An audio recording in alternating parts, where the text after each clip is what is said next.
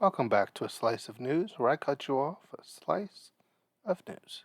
In their latest example of just blatant corruption, the Trump administration has announced that they've created a $1.7 billion fund to compensate the president's Republican allies from what they consider mistreatment by the Justice Department under President Biden. They dubbed it the Anti-Weaponization Fund. It was announced as part of a deal to resolve a suit the president had against the Internal Revenue Service over the leaking of his tax returns that he had claimed that he would release on his own once he was elected president, and then did not. The reality, of course, being it's blatant corruption. Out in the open, very blatant, not even trying to hide it. Well, I guess hiding it a little bit, but it's still pretty obvious. Even though Acting Attorney General Todd Blanchard insists that this is creating a lawful process for victims of lawfare and weaponization to be heard and seek redress. I honestly don't know who they think they're fooling with language like that. There are no victims here. There was no weaponization against quote-unquote victims by the Biden Department of Justice. If anything, they didn't go after enough people or do enough things. But the Republicans think if any act against them makes them victims, and it was unfair to them. They remind me of Michael Scott in that one scene from The Office where he says, I'm a victim of a hate crime. And he's told that's not what a hate crime is. And he says, well, I hated it. Republicans seem to view any action taken against them as unfair and unjust. They're perpetually victims because anytime anything is brought up where they have to be accountable for their actions, they are victims of a weaponization against them. Acting AG Todd Blanchard had the audacity to say with a straight face, quote, the machinery of government should never be weaponized against any American, and it is this department's intention to make right the wrongs that were previously done while ensuring this never happens again. If he was being truthful, he would say that we are taking nearly $1.8 billion of taxpayer money and giving it to our allies and friends because we don't like that the previous administration was doing their job and going after them for the things that they did that were wrong. So we feel they should get some money for the pain and suffering they endured for being rightfully held accountable. But of course he wouldn't, because honesty is not something that comes naturally or at all to this administration. And if you put it that way, of course nobody would support it. So of course they have to wrap it in victimhood and compensation so their people don't get mad when they realize where their money is actually going. These sort of blatantly partisan and clearly corrupt moves really make me wonder how they would feel if, maybe even when, the other side does something similar, how they would react. Something like this certainly sets a precedent, so they would certainly be able to, because they could say the previous administration did it, so that means it's okay for us to do it. But at the same time, I say, I wonder, but I know exactly how they would react. They would say it was unfair, it was unjust, it was government overreach, it was waste. In short, they would say it was absolutely wrong, which would be completely accurate. But of course, with them, everything is a double standard. It only applies when it's things that they don't like. But if they're the ones doing it, it's perfectly fine. In fact, that it is just and right and acceptable. They can see the wrongness and error in things, but only when it's being done to them, not when they're the ones doing them. One of the more concerning aspects of this $1.7 billion fund is it's unclear who exactly is going to be getting this money. Up to this point, the wording has been left very vague, likely intentionally so they don't have to expressly say who they plan on distributing this huge pot of taxpayer funds to. Many are worried, I think rightfully so, that at least some of that money is planned to go to the pardoned January 6th insurrectionists, the same people who stormed and desecrated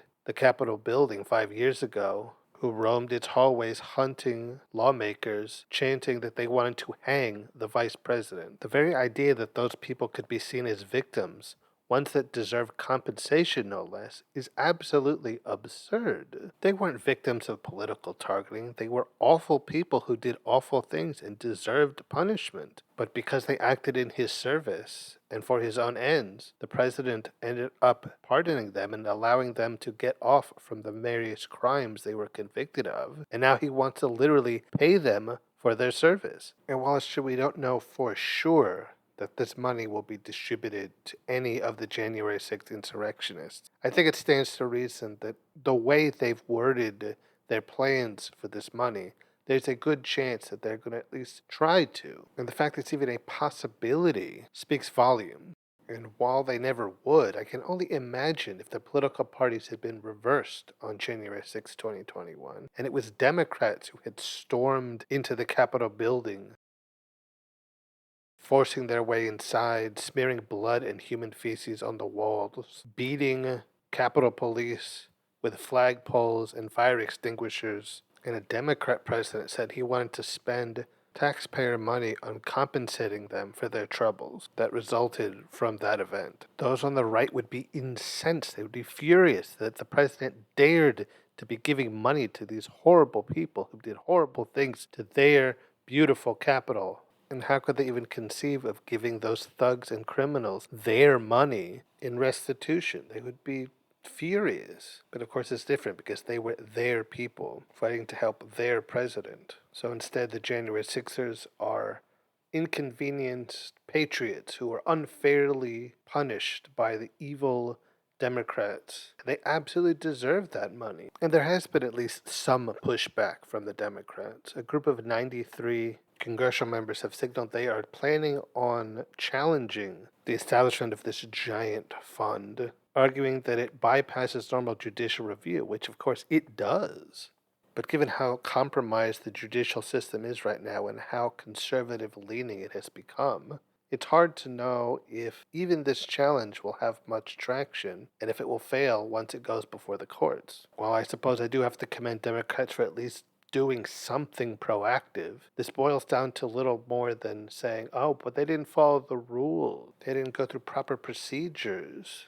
When the big issue isn't how the fund was being established, it's what it's being used for and how it's being marketed to the American people. The issue is that they're taking nearly $1.8 billion of taxpayer money and distributing it to vaguely defined political victims, when the reality is that most likely it will be used as essentially bribes and payouts for those that the president and the administration feel did their job in their service. And that's not even getting into the fact that most likely a lot of that money is just going to get pocketed and not distributed to anyone other than the president, his family, and whoever he decides should get some money.